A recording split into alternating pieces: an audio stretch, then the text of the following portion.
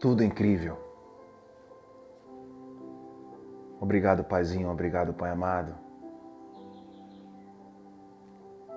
pelo sono dos justos. Obrigado, Senhor, pelo ar que nós respiramos, pelo dia que já se faz presente. Pai, sabemos que os dias não são fáceis. Clamamos pelo Senhor, queremos aprender, queremos viver os teus caminhos. A maioria das vezes nem sempre conseguimos. Sabemos que vamos falhar, mas que a tua palavra nos diz para não permitirmos nos erros. Vá e não erres mais, assim disse o Senhor. E aqui estamos, para filtrar a tua graça, para dizer que está tudo incrível, mesmo que os nossos olhos físicos não vejam aquilo que nós desejamos. O Senhor é o Deus do impossível. Sabemos que quando está no campo da possibilidade, jamais chegaria algo para nós passarmos, vivermos sem nós não termos a capacidade de suportar o momento que é perecível. Quando entra no campo da impossibilidade, o agir do Senhor começa a se manifestar. E o controle, sabemos que é sempre de Ti. Obrigado, Deus. Vamos viver o hoje, o melhor dia de nossas vidas. A palavra de Deus é viva. A palavra de Deus é eficaz. Se ela é viva, ela se faz presente em nossas vidas. Ela é eficaz. Ela é perfeita. Ela penetra entre juntas e medulas, e ela vai dividindo e discernindo, né? E ela é apta para discernir o quê? Os pensamentos e as nossas intenções.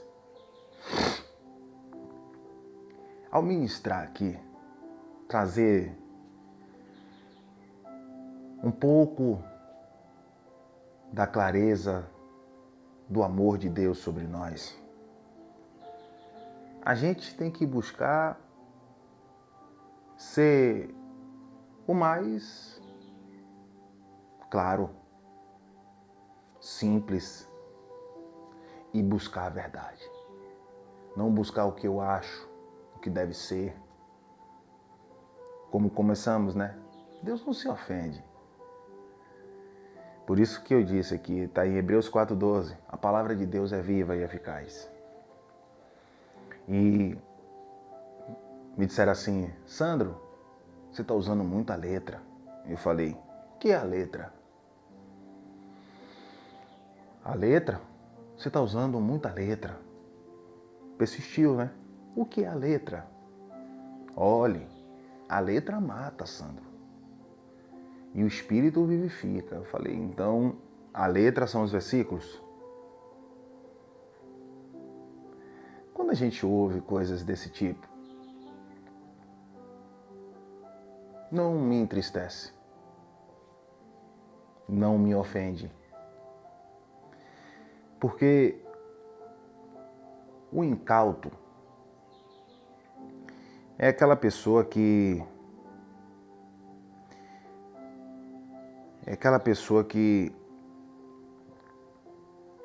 ela é ingênua, desatenta. E quando a gente fala assim, os incautos e os nécios, incautos são pessoas desatentas, ingênuas, sem o conhecimento daquilo que ela está falando e ao mesmo tempo ele não entende. A mesma coisa é o nécio. O nécio é desprovido de conhecimento. Quando a gente quer buscar algo, a gente precisa estudar, buscar entender, não para convencer ninguém, para confrontar o outro, para ser melhor do que o outro. Quem confronta a nós mesmos é a palavra de Deus. A palavra é viva e eficaz. E a graça de Deus ofende. É sobre isso que eu quero falar. A graça de Deus, ela penetra entre juntas e medulas que chega a ponto de você dizer assim, vem um certo aí, vem o perfeito.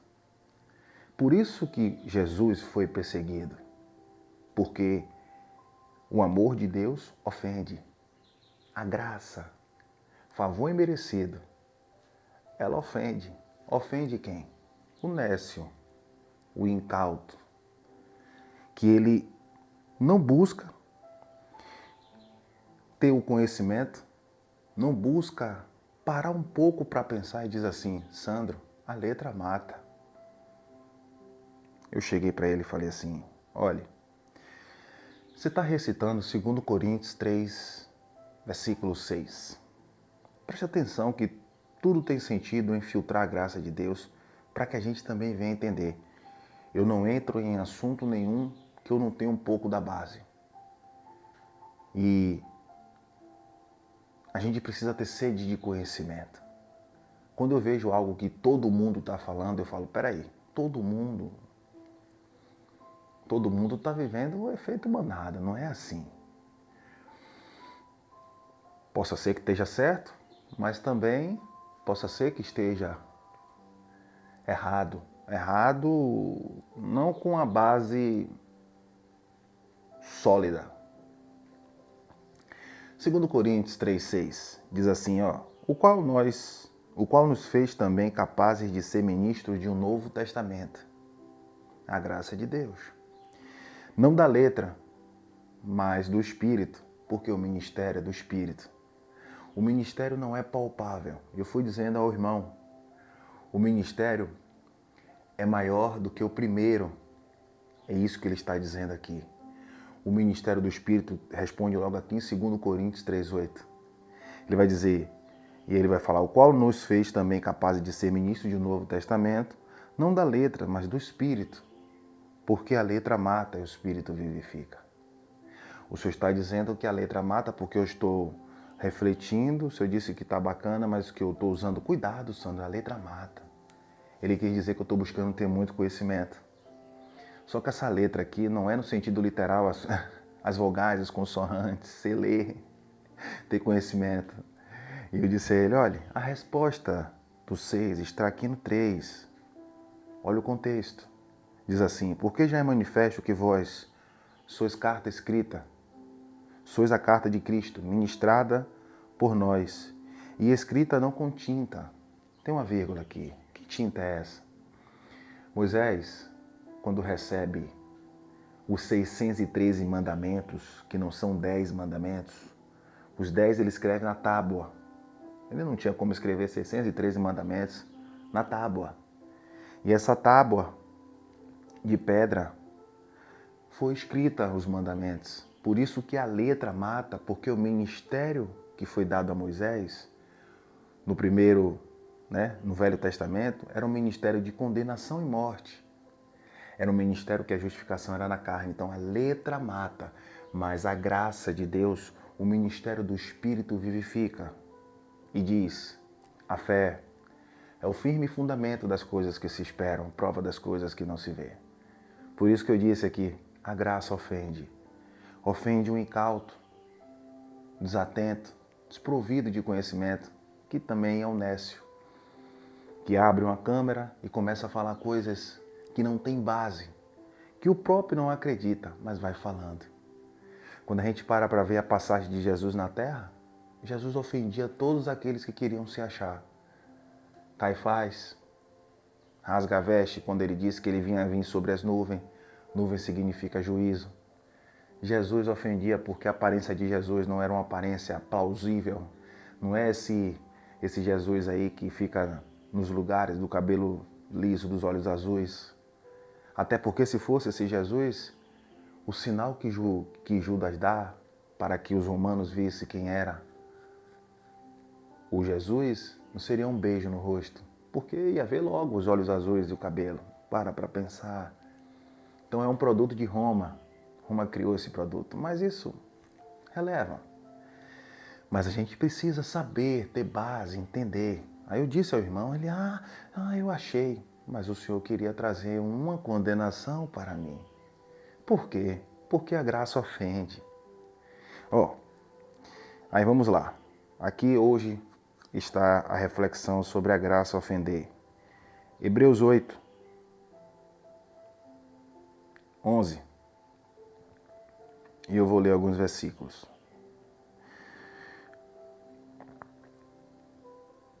Eu vou ler logo 11, para ser breve, o vídeo não ficar muito longo. E não ensinará cada um ao seu próximo, nem cada um ao seu irmão, dizendo que conhece o Senhor, porque todos me conhecerão, desde o menor até o maior. Olha o que diz o 12. Porque serei misericordioso para com as suas iniquidades, e de seus pecados e de suas iniquidades não me lembrarei mais. Dizendo, nova aliança, envelheceu a primeira. Ora, o que foi tornado velho e se envelhece perto está de acabar. Essa carta foi escrita no ano 68, perto está de acabar, porque no ano 70 ele veio julgar Israel. Perto está de acabar, eu não posso trazer isso para hoje. Então reflita. Ele diz aqui que os pecados e as iniquidades não me lembrarei mais. E aí eu entro agora, o nécio, desprovido de conhecimento, fala assim, se arrependa que Jesus está voltando. Se arrepender de quê? Porque está vivendo, alimentando mais as coisas da natureza humana, não vive num templo físico, não sei, usa drogas ilícitas, coisas que são errôneas da natureza do homem, do ser humano. Se arrependa. O que é se arrepender? Se arrepender daquilo que eu faço e pedir perdão ao outro, massa. Não se arrependa porque Jesus está voltando. Você tem que se arrepender dos seus pecados. Mas aqui está dizendo que não ensinará cada um ao seu próximo, nem ao seu irmão, dizendo que conhece o Senhor, mandando os outros se arrepender. Porque ele disse, todos me conhecerão, todos os eleitos, todos aqueles que querem aprender do Pai, desde o menor até o maior, e não lembrarei das suas iniquidades, dos seus pecados. Só que esse pecado aqui não é beber, matar, roubar. Esse pecado é aquele que eu disse na segunda-feira para quem vem acompanhando. É o pecado da transgressão da lei, o ministério de condenação e morte, a primeira aliança, que eles estavam debaixo deste pecado. Não me lembrarei mais. João 1, 29, eis ali o Cordeiro de Deus que tira o pecado do mundo. Então não me lembrarei mais desse pecado que era o ministério de condenação e morte. Olha o que ele diz, dizendo nova é a aliança, a graça que ofende. Envelheceu a primeira. Ora, o que foi tornado velho e se envelhece, perto está de acabar. E acabou no ano 70. Mas o que é que o Nécio faz? Aplica no povo hoje. Esse irmão ficou pasmo a conversar comigo e eu passei a clareza do evangelho, não o Sandro detentor da verdade que quer ensinar, porque todos me conhecerão, desde o menor até o maior. O importante e o fundamento da graça de Deus é o amor. A palavra é viva e eficaz, mas é quem convence é o Espírito. 2 Coríntios, nesse mesmo 2 Coríntios 3,6, 2 Coríntios 3,17 vai dizer assim, ora, o Senhor é o Espírito, ora, o Senhor é o entendimento. E onde está o Espírito do Senhor? No teu homem interior, na tua mente de Cristo. Então, aí está a liberdade.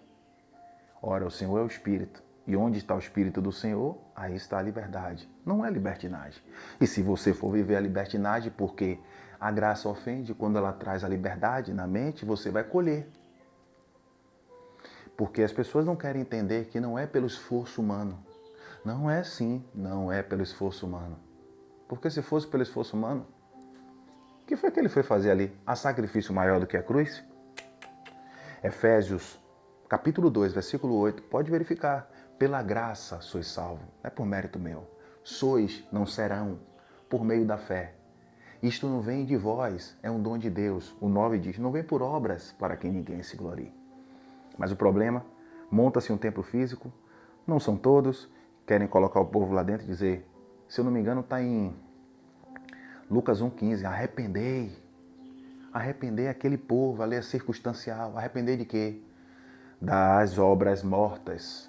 Obras, ou seja, arrependimento, quem batizava naquele time ali, lá atrás, era João Batista, que havia pecado que era para a morte, que apedrejar, adultério era pecado para a morte, e havia pecado de arrependimento. E esse arrependimento fazia o quê? Para os judeus. Arrepender, e aí ia na água e se arrependia do pecado, da transgressão da lei. Não é ir na água se arrepender porque bebeu demais, porque usou droga ilícita, porque matou, porque roubou. Você vai se arrepender disso, vai haver uma colheita e você não vai fazer mais, mas não diante de Deus é imputado como pecado. Entendeu? Errar o alvo tem consequência. Para não usar isso aqui de uma libertinagem, então eu posso fazer. Você pode fazer tudo, absolutamente tudo. Agora esteja pronto para as consequências. Eu não preciso da Bíblia para entender o que é certo e o que é errado, entendeu?